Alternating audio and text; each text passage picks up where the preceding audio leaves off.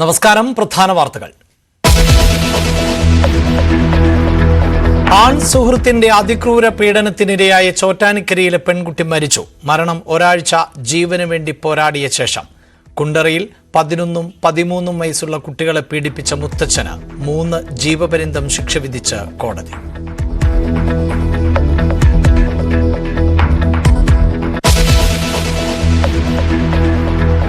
ബാലരാമപുരത്തെ 2.5 വയസ്സുകാരിയുടെ കൊലപാതകത്തിൽ കാരണം കണ്ടെത്താനാകാതെ പോലീസ്. പിടിയിലായ അമ്മാവന് മാനസിക രോഗമെന്ന് സംശയം. കുടുംബത്തിന്റെ അന്ധവിശ്വാസം കൊലയ്ക്ക് കാരണമായി എന്ന് സൂചന. സാമ്പത്തിക പ്രശ്നത്തിന് കാരണം കുഞ്ഞാണെന്ന് ജോത്സ്യൻ പറഞ്ഞുവെന്ന് അമ്മ ശ്രീതു. ജോത്സ്യൻ ദേവിദാസൻ കസ്റ്റഡിയിൽ.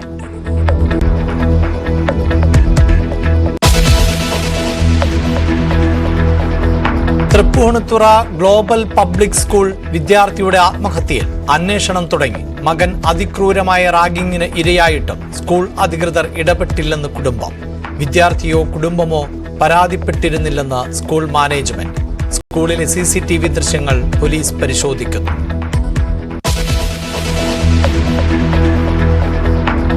രാഷ്ട്രപതി ദ്രൗപദി മുർമു പ്രസംഗിച്ച് തളർന്നുവെന്ന സോണിയാഗാന്ധിയുടെ പരാമർശത്തെ ചൊല്ലി വിവാദം. അന്തസ്സിന് മുറിവേൽപ്പിച്ചുവെന്ന് രാഷ്ട്രപതി ഭവൻ. മാപ്പ് പറയണമെന്ന് BJP. വാക്കുകൾ വളച്ചൊടിച്ചുവെന്ന് കോൺഗ്രസ്.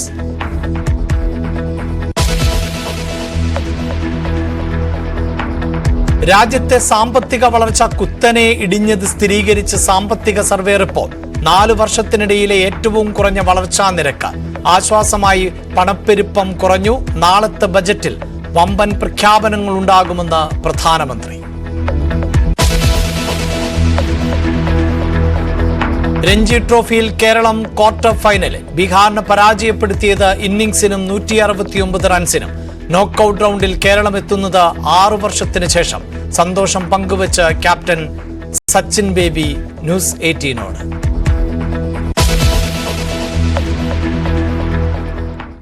എറണാകുളം ചോറ്റാനിക്കരയിൽ ക്രൂര പീഡനത്തിന് ഇരയായ പോക്സോ കേസ് അതിജീവിത മരിച്ചു. ഗുരുതരമായി പരിക്കേറ്റ് 5 ദിവസമായി ചികിത്സയിൽ കഴിയുന്നതിനിടെയാണ് മരണം. പ്രതി അനൂപിനെതിരെ കൊലക്കുറ്റം ചുമത്തും. പെൺകുട്ടിയുടെ പോസ്റ്റ്മോർട്ടം നാളെ നടക്കും. കഴിഞ്ഞ ശനിയാഴ്ചയാണ് ആൺ സുഹൃത്തിന്റെ അതിക്രൂരമർദ്ദനത്തിന് 19കാരി ഇരയായത്. തുടർന്ന് ഗുരുതരമായി പരിക്കേറ്റ് ചികിത്സയിലിരിക്കെ ഇന്ന് ഉച്ചയോടെയാണ് പെൺകുട്ടിയുടെ മരണം. 5 ദിവസത്തോളം വെന്റിലേറ്ററിൽ തുടരുകയായിരുന്നു. ഇൻക്വസ്റ്റ് നടപടികൾക്ക് ശേഷം മൃതദേഹം പോസ്റ്റ്മോർട്ടത്തിനായി കളമശ്ശേരി മെഡിക്കൽ കോളേജിലേക്ക് മാറ്റി. പോസ്റ്റ്മോർട്ടം റിപ്പോർട്ട് ലഭിച്ച ശേഷം പ്രതിക്കെതിരെ ചുമത്തിയ വകുപ്പുകളിൽ മാറ്റം വരുത്തണമോ എന്ന് തീരുമാനിക്കുമെന്ന് ചോറ്റാനിക്കര CI KN മനോജ്. അത് പോസ്റ്റ്മോർട്ടത്തിന് ബേസ് ചെയ്ത് മാത്രം, ഡോക്ടറിന്റെ സ്റ്റേറ്റ്മെന്റ് ഡിപെൻഡ് ചെയ്ത് മാത്രമേ അത് പറയാൻ പറ്റുള്ളൂ. ബാക്കി ഇൻക്വസ്റ്റിന് ശേഷം ഇന്ന് തന്നെ ഉണ്ടാവാൻ സാധ്യത കുറവാണ്. ഇന്ന് ഫ്രീസറിൽ വെച്ചിട്ട് ഇപ്പൊ ഇൻക്വസ്റ്റ് ആണ്, ഏകദേശം 1.5 മണിക്കൂർ ഇൻക്വസ്റ്റ് പ്രോസസ്സാണ്. അതിനുശേഷം മാത്രമേ പോസ്റ്റ്മോർട്ടത്തിന്റെ കാര്യം പറയാൻ പറ്റുള്ളൂ. ഓക്കെ, ഇവിടുത്തെ മിക്കവാറും മെഡിക്കൽ കോളേജിലോട്ടാണ് പോസ്റ്റ്മോർട്ടം. മെഡിക്കൽ കോളേജിൽ നടത്തുള്ളൂ. ഫ്രീസറിലോട്ട് മാറ്റും. ഫ്രീസറിൽ മാത്രം അതേ ഉള്ളൂ. ഡോക്ടറിന്റെ സ്റ്റേറ്റ്മെന്റ്. ഇൻസ്റ്റഗ്രാമിലൂടെ പരിചയപ്പെട്ട തലയോലപ്പറമ്പ് സ്വദേശി അനൂപുമായി പെൺകുട്ടി 1 വർഷമായി സൗഹൃദത്തിലായിരുന്നു. മറ്റൊരു ആൺ സുഹൃത്തുമായുള്ള ബന്ധം സംശയിച്ചാണ് പെൺകുട്ടിയെ പ്രതി ക്രൂരമായി മർദ്ദിച്ചതെന്നാണ് പോലീസ് പറയുന്നത്. വിശദമായ ചോദ്യം ചെയ്യലിൽ പ്രതി കുറ്റം സമ്മതിച്ചിരുന്നു. വീട്ടിലെത്തിച്ച് നടത്തിയ തെളിവെടുപ്പിൽ പെൺകുട്ടിയെ മർദ്ദിക്കാൻ ഉപയോഗിച്ച ചുറ്റികയും കഴുത്തിൽ കുരുക്കിയ ഷോളും പോലീസ് കണ്ടെടുത്തു. വാക്ക് തർക്കത്തിനൊടുവിൽ ആദ്യം പെൺകുട്ടിയുടെ തല ഭിത്തിയിലിടിപ്പിച്ചു, പിന്നീട് ശ്വാസം മുട്ടിച്ചു. ഇതിൽ മനംനൊന്ത് പെൺകുട്ടി ആത്മഹത്യയ്ക്ക് ശ്രമിച്ചു. പെൺകുട്ടിയുടെ മരണവെപ്രാളം കണ്ട് അനൂപ് തന്നെ ഷോൾ മുറിച്ചു. താഴെ വീണ പെൺകുട്ടിയുടെ ശബ്ദം പുറത്ത് കേൾക്കാതിരിക്കാൻ മുഖമമർത്തിപ്പിടിച്ചു. ഇതോടെയാണ് കുട്ടി അബോധാവസ്ഥയിലായത്. പെൺകുട്ടി മരിച്ചു എന്ന് കരുതി പ്രതി രക്ഷപ്പെടുകയായിരുന്നു. പിന്നീട് വീട്ടിലെത്തിയ ബന്ധുക്കളാണ് പെൺകുട്ടിയെ ആശുപത്രിയിലെത്തിച്ചത്. ന്യൂസ് 18 കൊച്ചി. കൊല്ലം കുണ്ടറ പോക്സോ കേസിൽ പ്രതിയായ മുത്തച്ഛന് 3 ജീവപര്യന്തം ശിക്ഷ. കൊട്ടാരക്കര അതിവേഗ കോടതിയാണ് വിധി പ്രഖ്യാപിച്ചത്. 2017 പീഡനത്തിന് പിന്നാലെ 11 വയസ്സുള്ള പെൺകുട്ടി ആത്മഹത്യ ചെയ്ത കേസിൽ ആണ് വിധി. 11ഉം 13ഉം വയസ്സുള്ള സഹോദരിമാരെ ഇയാൾ പീഡിപ്പിച്ചിരുന്നുവെന്നും പീഡനത്തിൽ മനം നൊന്ത് പെൺകുട്ടി തൂങ്ങി മരിച്ചു എന്നുമാണ് കേസ്. ഫാസ്റ്റ് ട്രാക്ക് സ്പെഷ്യൽ കോടതി ജഡ്ജി അഞ്ജു മീര ബിർളയാണ് ശിക്ഷ വിധിച്ചത്. കുഞ്ഞേ മാപ്പ്.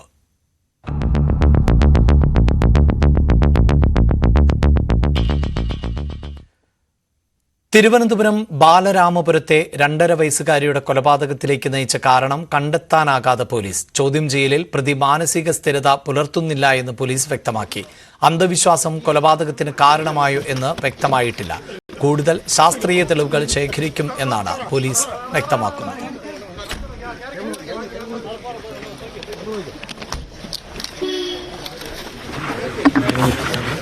പിന്നെ അതിൻ്റെ ബാക്കി കാര്യങ്ങൾ കൂടുതൽ പരിശോധനകൾക്ക് ശേഷം മാത്രമേ പറയാൻ സാധിക്കുകയുള്ളൂ.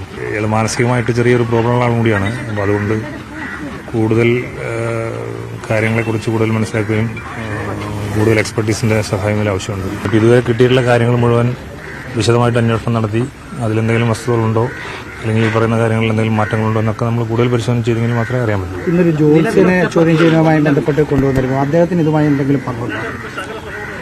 അതിപ്പോൾ ഉണ്ടോന്നോ ഇല്ലയോന്ന് ഇപ്പോൾ പറയാൻ ഈ അവസരത്തിൽ പറയാൻ ഓർത്തില്ല. അതിൽ അവരുടെ സ്റ്റേറ്റ്മെന്റ് എടുത്തിട്ടുണ്ട്. ആ പറഞ്ഞ കാര്യങ്ങൾ മുഴുവൻ വെരിഫൈ ചെയ്തതിനു ശേഷം മാത്രമേ പറയാൻ പറ്റുള്ളൂ. ഹരികുമാറാണ്, അതിന്റെ കാരണം എന്താണെന്ന് വ്യക്തമായില്ല. അതാണ് അതെ, അത് ഞാൻ പറഞ്ഞല്ലോ, ആള് മാനസികമായിട്ട് സ്റ്റേബിൾ ആയിട്ടുള്ള ആളല്ല. അതാണ് അതിലത്തെ ഒരു ബുദ്ധിമുട്ടുള്ളത്. വാർത്തയുടെ വിശദാംശങ്ങളുമായി വി വിനോദ് ചേരുന്നുണ്ട്. വിനോദ്, മാനസികമായി സ്ഥിരതയുള്ള ആളല്ല എന്ന് പോലീസ് പറയുന്നു. മറ്റു ചില സൂചനകൾ, അതായത് ജ്യോതിഷത്തിലടക്കം ഇവർ വിശ്വസിച്ചിരുന്നു. ഒരു ജ്യോത്സ്യൻ ഈ കുഞ്ഞ് അവരുടെ സാമ്പത്തിക പ്രതിസന്ധിക്ക് കാരണമാകുന്നു എന്ന തരത്തിൽ പറഞ്ഞു എന്നൊക്കെയുള്ള പ്രതികരണങ്ങൾ വരുന്നുണ്ട്. അത് എത്രത്തോളം വിശ്വസനീയമാണ് എന്നത് പോലീസും സംശയം പ്രകടിപ്പിക്കുന്നുണ്ട്. എന്താണ് മറ്റു വിവരങ്ങൾ? അഭിലാഷ്, പ്രതി ഹരിയെ ഇപ്പോൾ കോടതിയിലേക്ക് കൊണ്ടുപോയിട്ടുണ്ട്. വൈദ്യപരിശോധന നടത്തിയ ശേഷമായിരിക്കും മജിസ്ട്രേറ്റിന് മുന്നിൽ ഹാജരാക്കുക. ഹരിയുടെ മൊഴി സംബന്ധിച്ച് പോലീസിന് കൂടുതൽ വ്യക്തതയില്ല. കാരണം ഇയാൾ മാനസികാസ്വാസ്ഥ്യമുള്ള ആൾ ആണെന്നാണ് പോലീസ് പറയുന്നത്. മാത്രമല്ല, നമ്മൾ ആ പരിസരത്ത് അന്വേഷിക്കുമ്പോഴും ആ നിലയ്ക്ക് തന്നെയാണ് നാട്ടുകാരിൽ നിന്ന് ചില വിവരങ്ങൾ ലഭിക്കുന്നത്.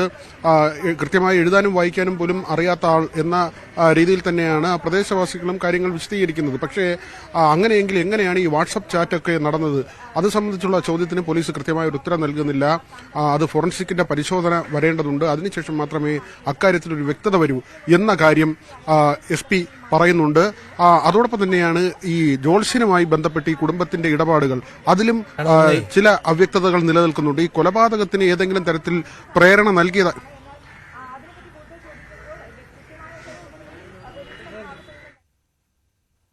വിനോദ് സൂചിപ്പിക്കുന്നത് പോലെ ഈ വാട്സപ്പ് ചാറ്റുകൾ അടക്കം എങ്ങനെയാണ് എന്നതിൽ വ്യക്തത വരുത്തേണ്ടതുണ്ട്. മാനസികാസ്വാസ്ഥ്യമുണ്ട് എന്ന് പറയുമ്പോൾ പോലും പിന്നീട് എങ്ങനെയാണ് ഈ കുറ്റകൃത്യത്തിലേക്ക് എത്തിയത് എന്ന് പറയുന്നു. ജോൾസിന്റെ പങ്കടക്കം ഏത് നിലയിലാണ് പോലീസ് പരിശോധിക്കുന്നത്?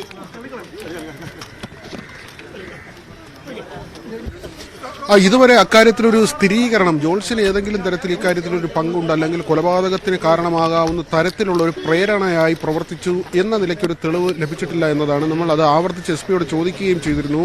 ഈ കുഞ്ഞിന്റെ ജനനശേഷം അമ്മാവന് ബുദ്ധിമുട്ടുണ്ടാകും എന്ന തരത്തിലുള്ള ചില കാര്യങ്ങൾ ജോൺസൺ പറഞ്ഞതായി.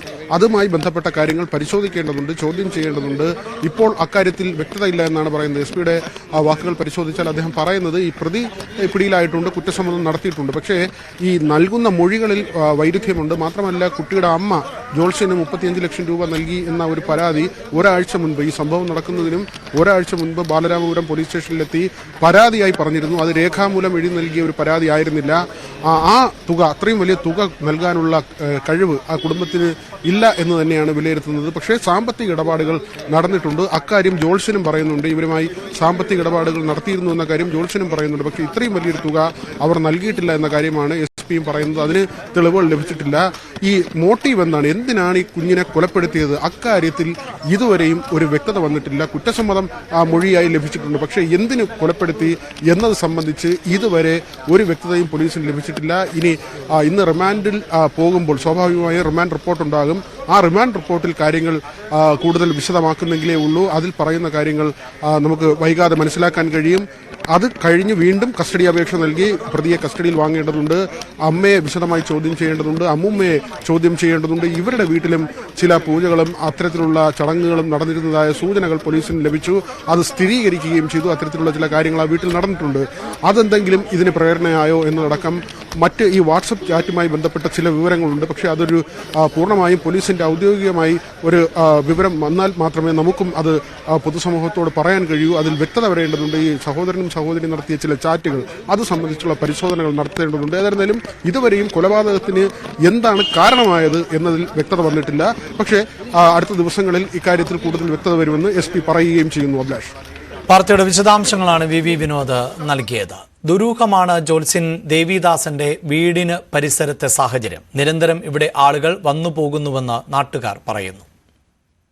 ശംഖുമുഖം ദേവിദാസൻ എന്ന ജ്യോതിഷഭൂഷണം, ജ്യോതിഷ ശിരോമണി, പൂജാരത്നം എന്നൊക്കെ സ്വയം വിശേഷിപ്പിക്കുന്ന പ്രദീപിന്റെ ജ്യോതിശാലയത്തിലേക്ക്, വീട് കൂടി ഉൾപ്പെടുന്ന ജ്യോതിശാലയത്തിലേക്കുള്ള വഴിയിലാണ് നമ്മൾ ഉള്ളത്. ഇവിടെയാണ് അയാളുടെ ഈ ജ്യോതിശാലയം. നിരവധി ആളുകൾ നേരത്തെയൊക്കെ വന്നു പോകുന്നു എന്ന് നാട്ടുകാർ തന്നെ പറഞ്ഞിരുന്ന ആ സ്ഥലമാണ്. അവിടെയാണ്, ഈ സ്ഥലത്താണ് ഇവിടെ ഈ ജ്യോതിശാലയവും വീടുമുള്ളത്. വീടുമായി ചേർന്ന് തന്നെയാണ് ജ്യോതിശാലയം പ്രവർത്തിക്കുന്നത്. ഇവിടെ ഈ രാശിയൊക്കെ വ്യക്തമാക്കുന്ന, രാശിയൊക്കെ വരച്ച് ഈ ബോർഡിൽ ഇവിടെ വച്ചിട്ടുണ്ട് ഒരു ഭാഗത്ത്. അവിടെ നിന്ന് മാറിയാൽ ഈ ഹോമ കുണ്ടം പോലെയുള്ള സ്ഥലങ്ങളൊക്കെ, ഈ പൂജാ സ്ഥലങ്ങളൊക്കെ കാണാനാകും. ഇവിടെ വിളക്ക് കത്തിക്കുന്ന സ്ഥലമാണ്. തൊട്ട് പുറകിലാണ് ഇയാളിവിടെ വീടും അതുപോലെ തന്നെ ഈ ഹോമകുണ്ടവും ഒക്കെ ഉള്ളത്. ഉള്ളിലേക്കാണ് ഈ ആരാധന നടക്കുന്ന, പൂജ നടക്കുന്ന സ്ഥലങ്ങൾ. ഇത് ഇയാളുടെ ഹോമകുണ്ടത്തിൻ്റെ ഭാഗമാണ്.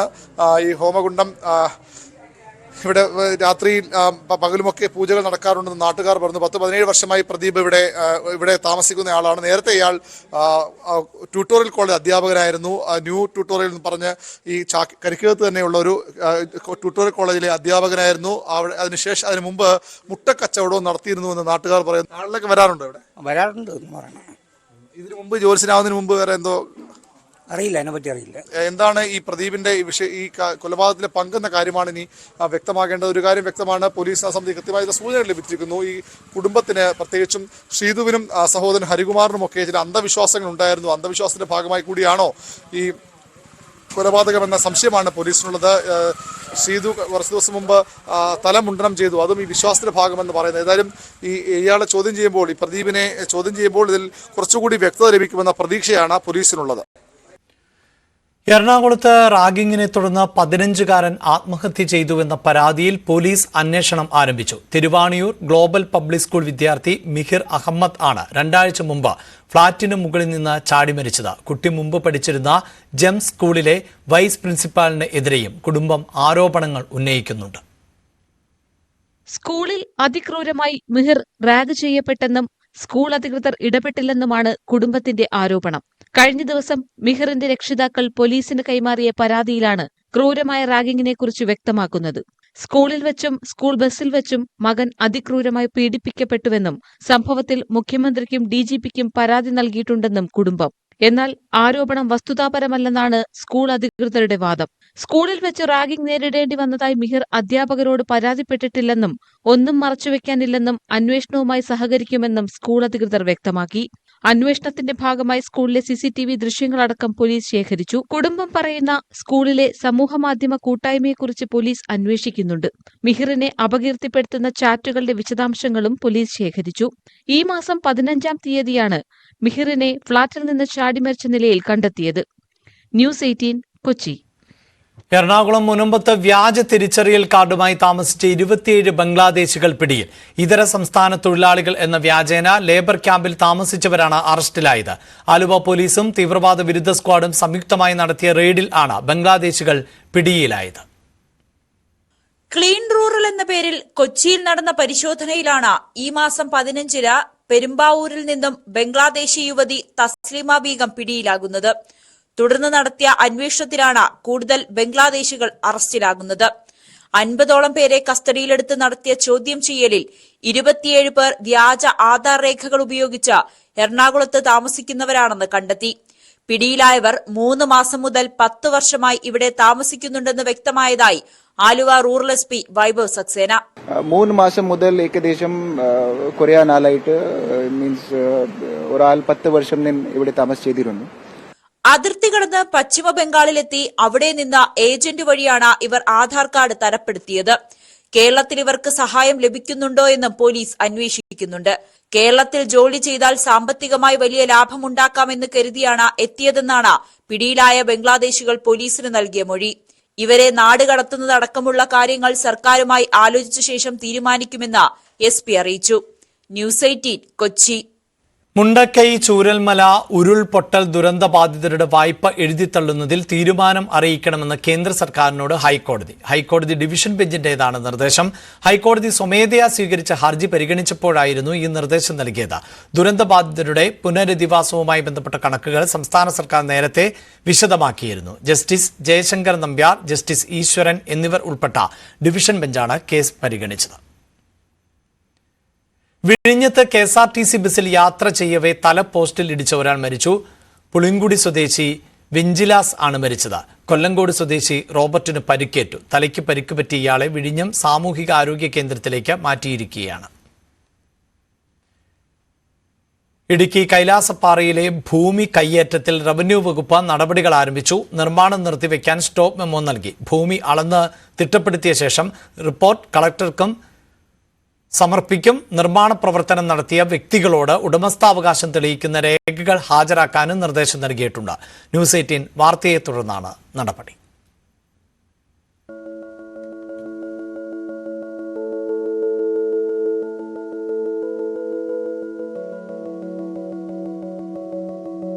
നെടുങ്കണ്ടം കൈലാസപ്പാറയിലെ വൻ ഭൂമി കയ്യേറ്റം കഴിഞ്ഞ ദിവസം ന്യൂസ് 18 പുറത്തുവിട്ടത്. പാറപ്പുറമ്പോക്കും പുൽമേടുകളും പൂർണ്ണമായും കയ്യേറിയാണ് സ്വകാര്യ വ്യക്തികൾ ഫെൻസിംഗ് വേലി സ്ഥാപിക്കുകയും വിവിധ നിർമ്മാണ പ്രവർത്തനങ്ങൾ നടത്തുകയും ചെയ്തത്. ന്യൂസ് 18 വാർത്തയെ തുടർന്ന് നിർമ്മാണ പ്രവർത്തനങ്ങൾ നിർത്തിവെക്കാൻ നിർദ്ദേശിച്ച് പാറത്തോട് വില്ലേജ് സ്റ്റോപ്പ് മെമ്മോ നൽകി. താലൂക്ക് സർവേയുടെ നേതൃത്വത്തിൽ ഭൂമി അളന്നിട്ടപ്പെടുത്തും. തുടർന്ന് കളക്ടർക്ക് റിപ്പോർട്ട് സമർപ്പിക്കുകയും കയ്യേറ്റം ഒഴിപ്പിക്കുന്നതിനുള്ള നടപടികൾ സ്വീകരിക്കുകയും ചെയ്യും. ഈ കൈലാസപ്പാറയുടെ വിഷയത്തിൽ ജില്ലാ കളക്ടറുടെ ആവശ്യപ്പെട്ടനുസരിച്ച് അടിയന്തരമായിട്ട് റിപ്പോർട്ട് കൊടുത്തിട്ടുണ്ട്. ഈ കേസിൽ നമ്മൾ ഫർദർ കൺസ്ട്രക്ഷൻ സ്റ്റോപ്പ് ചെയ്യാൻ വേണ്ടി സ്റ്റോപ്പ് മെമ്മോയും കൊടുത്തിട്ടുണ്ട്. ഒന്നാമത്തെ വിഷയം അതിനകത്ത് 2 ഭൂമിയും കൂടെ പട്ടയ ഭൂമിയും കൂടെ കമ്പൈൻഡ് ആയിട്ട് കിടക്കുന്നുണ്ട്. സർവേയർ ഒരു റെക്ടിഫിക്കേഷന് വിധേയമായി അടുത്ത നടപടിയുണ്ട്. മേഖലയിൽ നിലവിലുള്ള പട്ടയ ഭൂമിയുടെ മറവിലാണ് കയ്യേറ്റം നടന്നിരിക്കുന്നത്. ഭൂമിയുടെ ഉടമസ്ഥത തെളിയിക്കുന്ന രേഖകൾ ഹാജരാക്കാൻ നിർദ്ദേശവും നൽകിയിട്ടുണ്ട്. അതേസമയം നിലവിലെ നിർമ്മാണ പ്രവർത്തനങ്ങൾക്ക് പഞ്ചായത്തും അനുമതി നൽകിയിട്ടില്ല. റവന്യൂ പുറമ്പോക്ക് ഭൂമിക്കൊപ്പം നെടുങ്കണ്ടത്തെ NCC ഭൂമിയിൽ ഉൾപ്പെടെ കയ്യേറ്റം നടന്നതായാണ് സൂചന. Prince James, news 18 Idukki. സംസ്ഥാന സർക്കാർ ഇടതു മൂല്യങ്ങളിൽ നിന്ന് വ്യതിചലിക്കുന്നുവെന്ന് CPI ദേശീയ എക്സിക്യൂട്ടീവിലും സംസ്ഥാന ഭരണ വിവാദങ്ങൾ ചർച്ചയായി.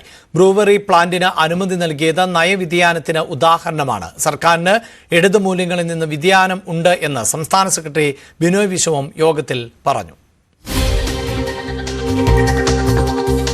വാർത്തയുടെ വിശദാംശങ്ങളുമായി VV അരുൺ ആണ് ചേരുന്നത്. അരുൺ, നേരത്തെ തന്നെ ബ്രൂവറി ഉൾപ്പെടെയുള്ള വിഷയങ്ങളിൽ CPI എതിർപ്പ് അറിയിച്ചിരുന്നതാണ്. ഇപ്പോഴത്തെ ഇടത് നയങ്ങളിൽ നിന്ന് വ്യതിചലിക്കുന്നു എന്ന മറ്റൊരു പരാമർശം കൂടിയാണ് പുറത്തുവരുന്നത്, വിലയിരുത്തൽ കൂടിയാണ് പുറത്തുവരുന്നത്. എന്താണ് മറ്റു വിവരങ്ങൾ?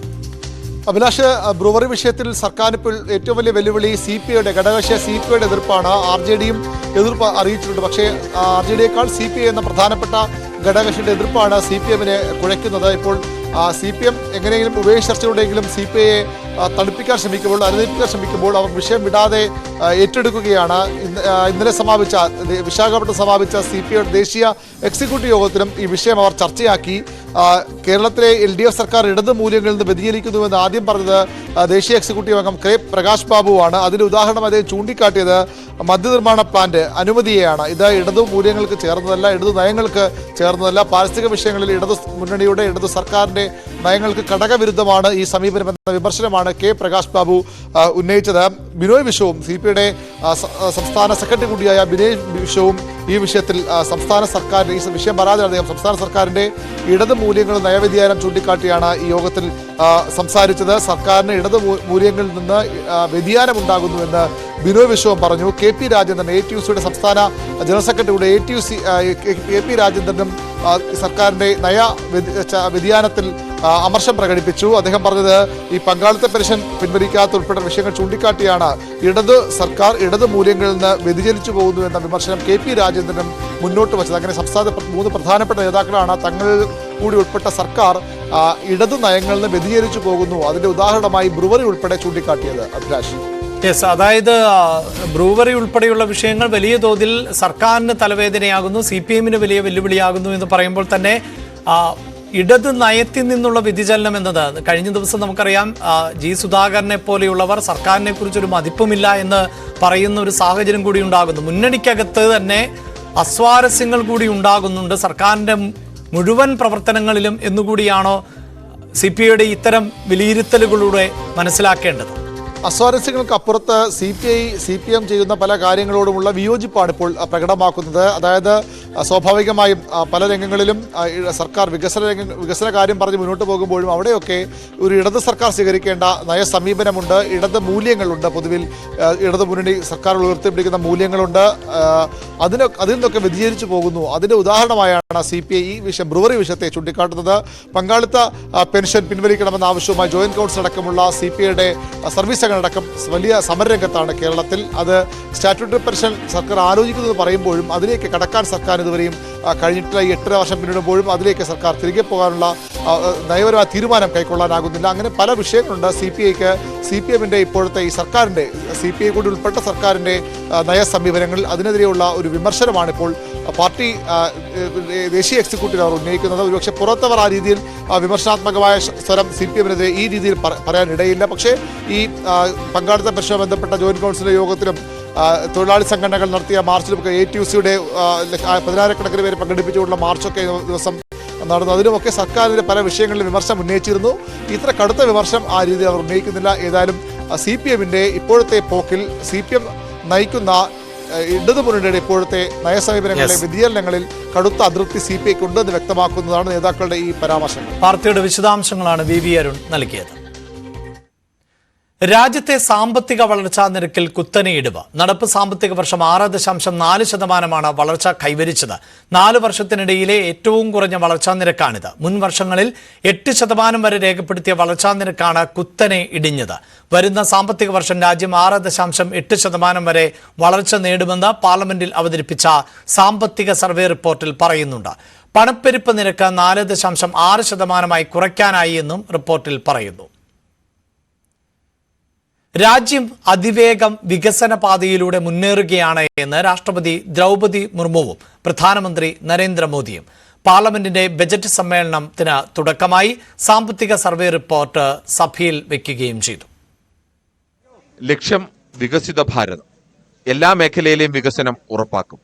സ്ത്രീകൾക്കും യുവജനങ്ങൾക്കും പ്രത്യേക പരിഗണന. ബജറ്റ് സമ്മേളനത്തിന് മുന്നോടിയായി മാധ്യമങ്ങളോട് സംസാരിക്കുകയായിരുന്നു പ്രധാനമന്ത്രി. ലക്ഷ്മി ദേവിയുടെ അനുഗ്രഹത്താൽ പാവപ്പെട്ടവർക്കും ഇടത്തരക്കാർക്കും അഭിവൃദ്ധി ഉണ്ടാകുമെന്നും പ്രധാനമന്ത്രി നരേന്ദ്രമോദി. ये बजट एक नया विश्वास पैदा करेगा, नई ऊर्जा देगा. हम सर्वांगीण विकास के संकल्प को लेकर के मिशन मोड में आगे बढ़ते जा रहे हैं. Reform, perform and transform. राज्य और केंद्र सरकार ने मिलकर के परफॉर्म करना होता है. ഒരു രാജ്യം ഒരു തെരഞ്ഞെടുപ്പ് ചരിത്രപരമായ തീരുമാനമെന്ന് രാഷ്ട്രപതി ദ്രൗപദി മുർമു. വഖഫ് ബില്ലിലും രാഷ്ട്രപതിയുടെ പ്രശംസ. 25 കോടി ജനങ്ങളെ ഈ സർക്കാർ ദാരിദ്ര്യത്തിൽ നിന്നും കരകയറ്റി. ബജറ്റ് സമ്മേളനം തുടങ്ങുന്നതിന് ഭാഗമായി പാർലമെന്റ് ഇരുസഭകളുടെയും സംയുക്ത സമ്മേളനത്തിൽ സംസാരിക്കുകയായിരുന്നു രാഷ്ട്രപതി. भारत की विकास यात्रा के इस अमृतकाल को आज मेरी सरकार अभूतपूर्व उपलब्धियों के माध्यम से नई ऊर्जा दे रहे हैं. तीसरे कार्यकाल में 3 गुना तेज गति से काम हो रहा है. प्रधानमंत्री आवास योजना का विस्तार करते हुए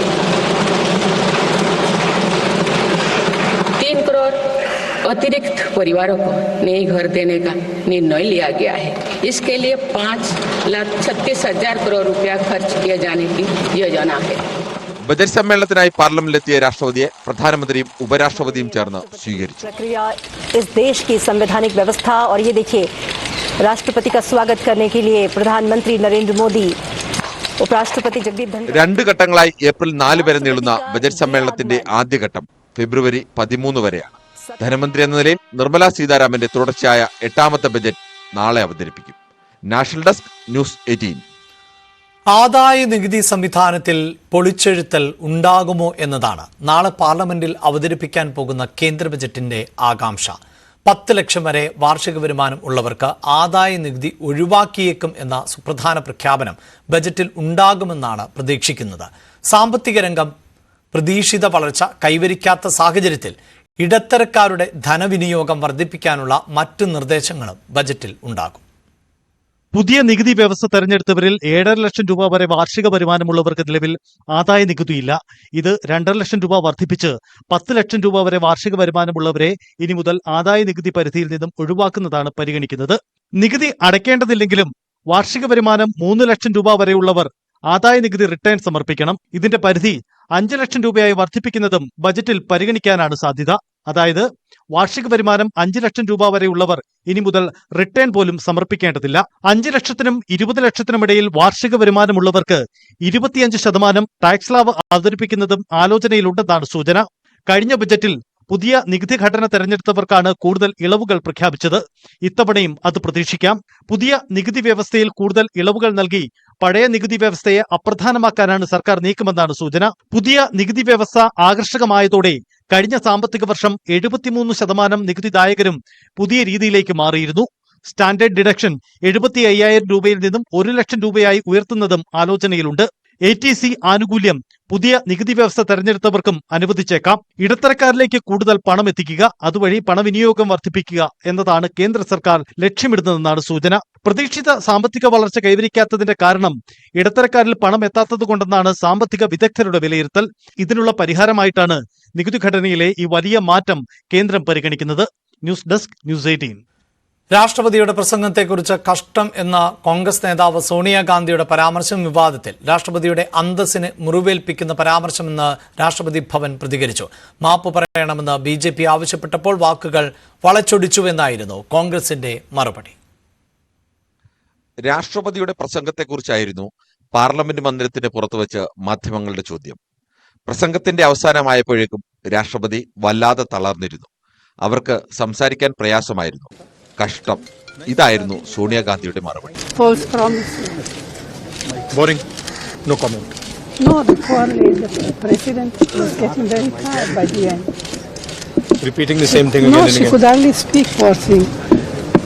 സോണിയാഗാന്ധിയുടേത് അന്തസ്സിനെ മുറിവേൽപ്പിക്കുന്ന പരാമർശമെന്നും അംഗീകരിക്കാൻ ആവില്ലെന്നും രാഷ്ട്രപതി ഭവൻ വാർത്താക്കുറിപ്പിലൂടെ പ്രതികരിച്ചു. രാഷ്ട്രപതിയെ അപമാനിക്കുന്നതാണ് സോണിയാഗാന്ധിയുടെ പ്രതികരണമെന്ന് BJP ആരോപണം. ആദിവാസി വിഭാഗത്തിൽ നിന്നൊരു സ്ത്രീ രാഷ്ട്രപതിയായത് അംഗീകരിക്കാൻ കഴിയാത്ത കോൺഗ്രസിന്റെ ഫ്യൂഡൽ മനസ്സിന്റെ തെളിവാണിതെന്നും BJP. പരാമർശം പിൻവലിച്ച് മാപ്പ് പറയണമെന്നും ആവശ്യം. जिस प्रकार के शब्दावली कांग्रेस और उनके इंडिया अलायंस के गठबंधन के नेता माननीय राष्ट्रपति द्रौपदी मुर्मू जी के लिए बार बार इस्तेमाल करते हैं, वो निंदनीय है. अब उनका अपमान हमारे राष्ट्रपति जी का कांग्रेस नेताओं के प्रति जो भावना हमारे आदिवासी भाई बहनों के लिए है उसको दर्शाती है. നീണ്ട പ്രസംഗം വായിച്ച് രാഷ്ട്രപതി ക്ഷീണിതയായെന്നാണ് സോണിയാഗാന്ധി പറഞ്ഞതെന്നും വാക്കുകൾ മാധ്യമങ്ങൾ വളച്ചൊടിച്ചതാണെന്നും Priyanka Gandhi MP. My mother is a 78-year-old lady. She simply said that the president must have been tired reading such a long speech. Poor thing. I don't think she fully respects. In fact, she has the utmost respect for her. And I think it's very unfortunate that this kind of thing is twisted by the media. They are both respected people. They are older than us. They are a certain age now, and it's pretty clear that she means no disrespect. രാഷ്ട്രപതിയുടെ പ്രസംഗത്തെക്കുറിച്ചുള്ള പരാമർശമെന്ന് കോൺഗ്രസും അതല്ല രാഷ്ട്രപതിയെ അപമാനിക്കുന്നുവെന്ന് BJP വാദിക്കുന്ന ഈ വിഷയം വരും ദിവസങ്ങളിൽ ചർച്ചയാവുമെന്നുറപ്പ്. Political desk, news 18. ബീഹാറിനെ തകർത്ത് കേരളം രഞ്ജി ട്രോഫി ക്വാർട്ടർ ഫൈനലിൽ. ഇന്നിംഗ്സിനും 169 റൺസിനുമാണ് കേരളം വിജയിച്ചത്. 2018 ശേഷം ആദ്യമായാണ് കേരളം നോക്കൌട്ട് റൗണ്ടിൽ എത്തുന്നത്. ആദ്യ ഇന്നിംഗ്സിൽ സെഞ്ചുറി നേടിയ സൽമാൻ നിസാറാണ് മാൻ ഓഫ് ദി മാച്ച്. വിജയത്തിൽ സന്തോഷം പങ്കുവച്ച് കേരള ക്യാപ്റ്റൻ സച്ചിൻ ബേബി ന്യൂസ് 18നോട് പ്രതികരിച്ചു. ലൈവ് at 6 പൂർണ്ണമാവുകയാണ്. ഇടവേള